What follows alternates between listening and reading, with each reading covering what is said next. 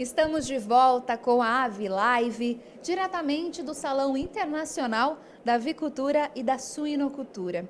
Agora a gente vai falar sobre um tema que é super importante e que foi destaque nos principais noticiários e também no setor avícola, né? Que é a influenza aviária no mundo e qual é a situação do Brasil frente a esse desafio.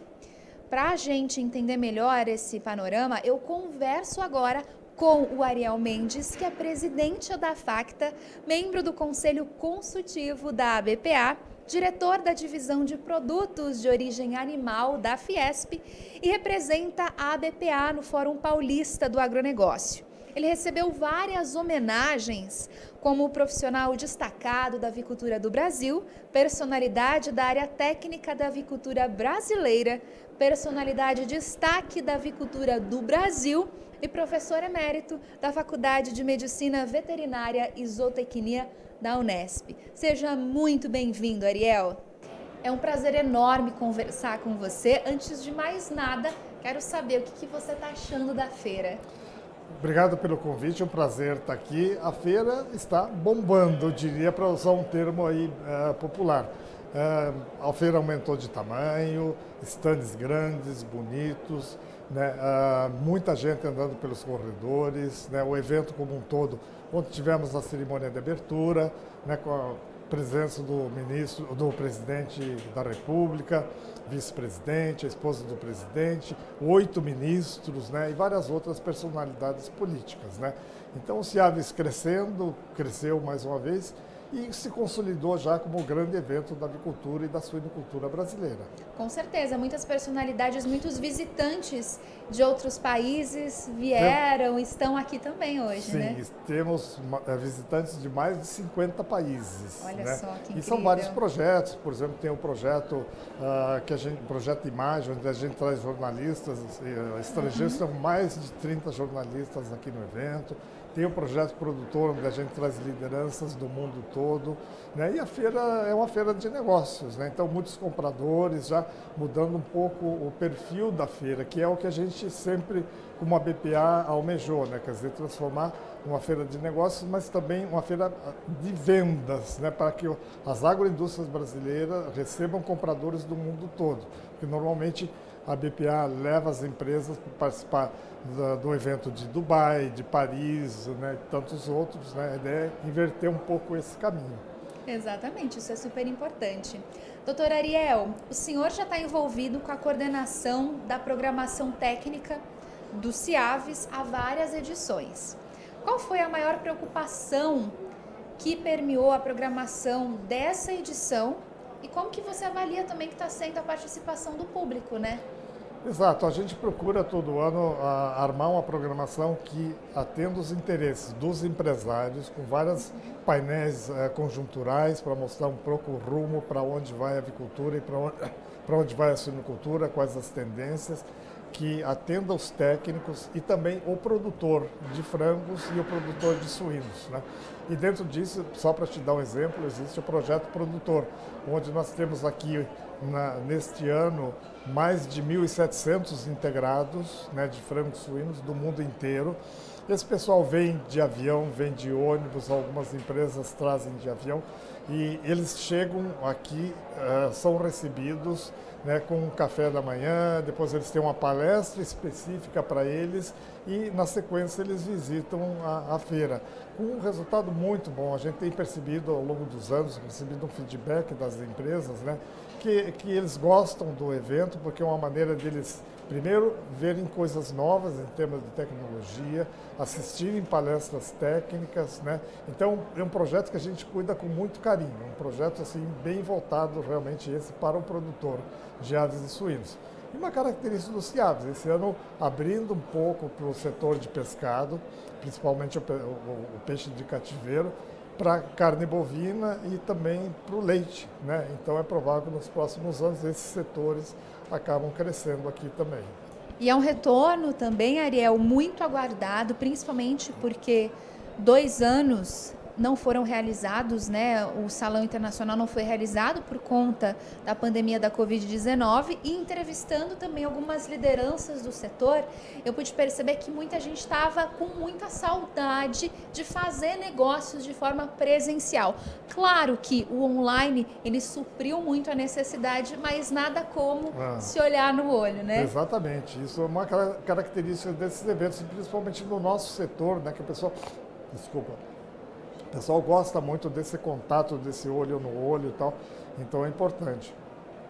Só para complementar a resposta da pergunta anterior, e a gente faz também uma programação técnica, né, para os técnicos, né? Temos aí, por exemplo, esse ano tratamos aí da produção de frango sem antimicrobianos, vamos ter amanhã, né, tivemos hoje um painel sobre enfermidades de suínos, né? Vamos ter amanhã uma outra parte importante, que é um simpósio com a participação do Ministério da Agricultura e das agências de defesa, para discutir o novo plano integrado de monitoria integrada para a influenza aviária e doença de Newcastle, né?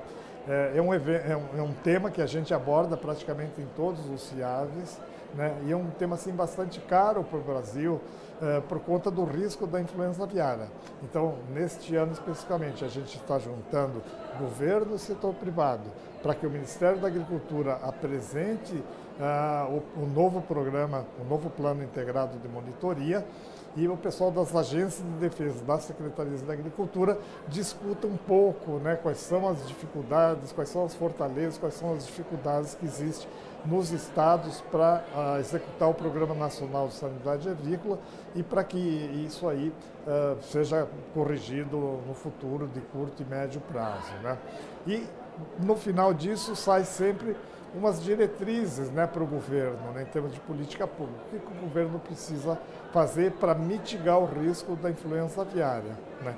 Então temos influenza aviária e numa outra sala o mesmo formato para discutir o Programa Nacional de Sanidade Suídia, né, o PNSS, onde o foco vai ser principalmente a questão da peste suína africana, né, e a peste suína clássica também, porque no Brasil a gente tem uma zona livre de peste suína clássica e uma zona não livre, né, que são basicamente os estados do norte e do nordeste, né.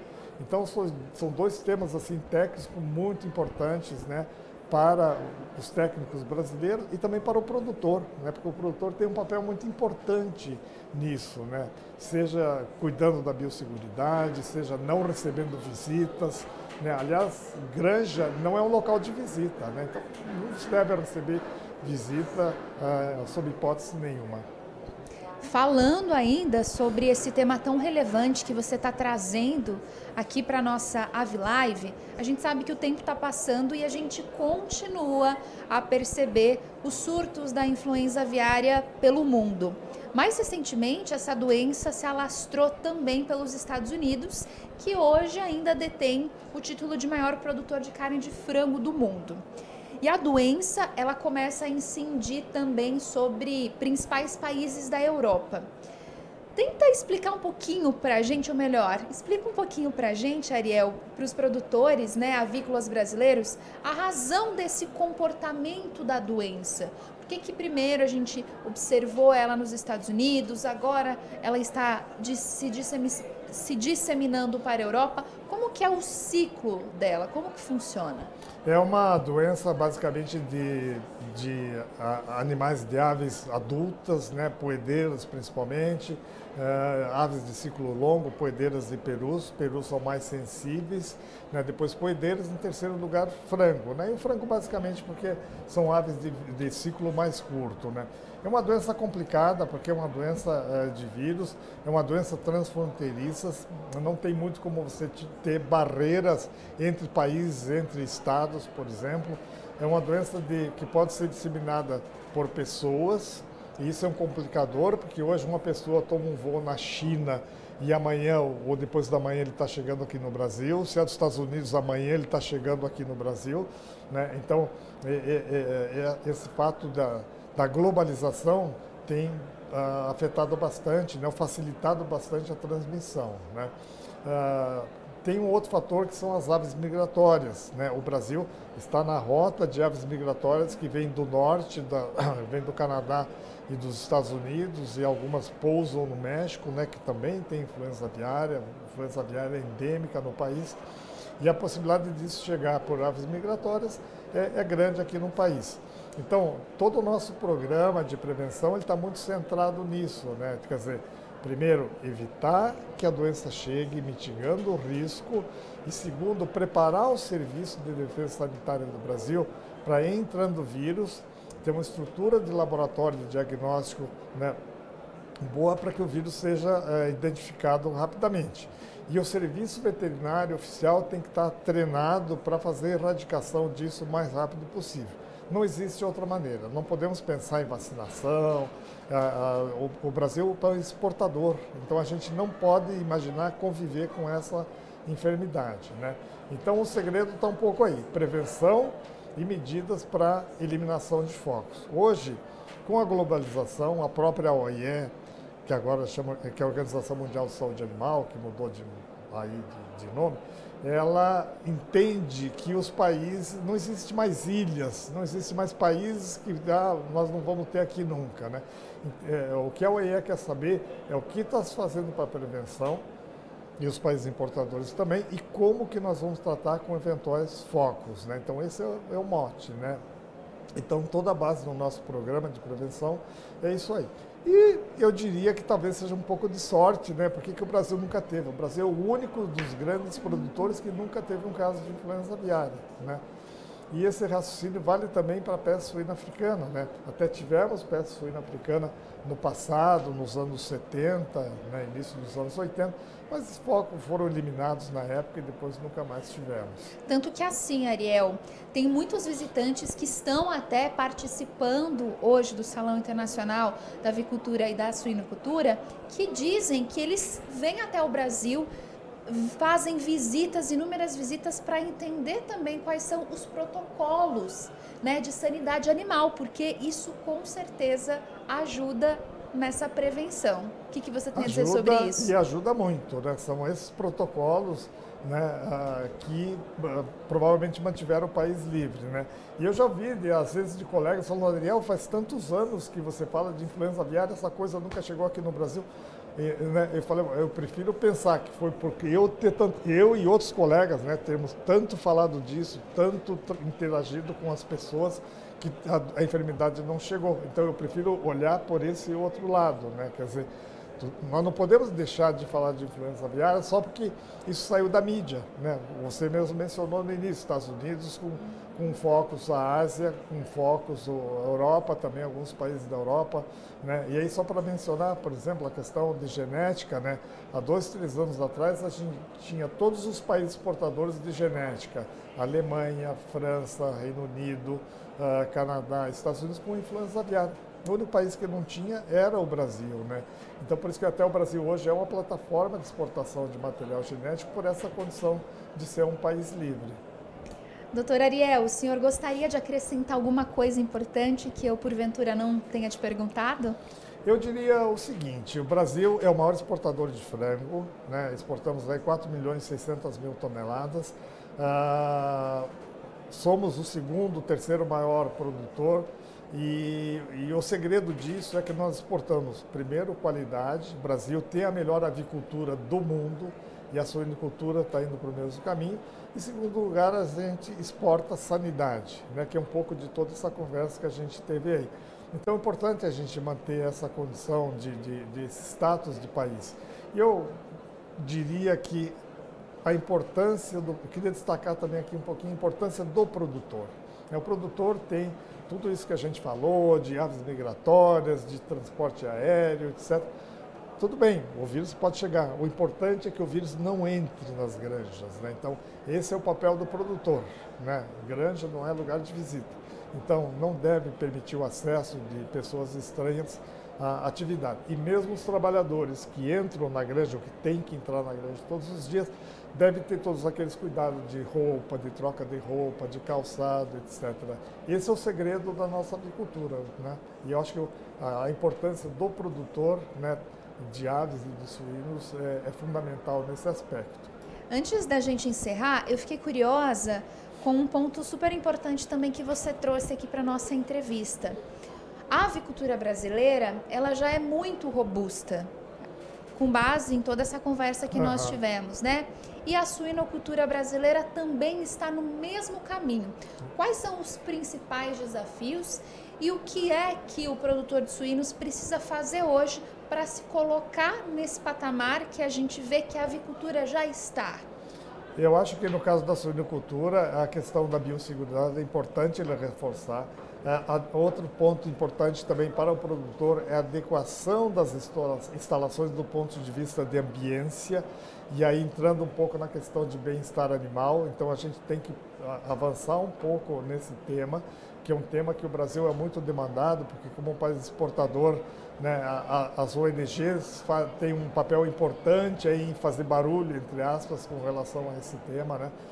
Então, acho que o produtor de suínos ele tem que se preparar para os novos tempos, né?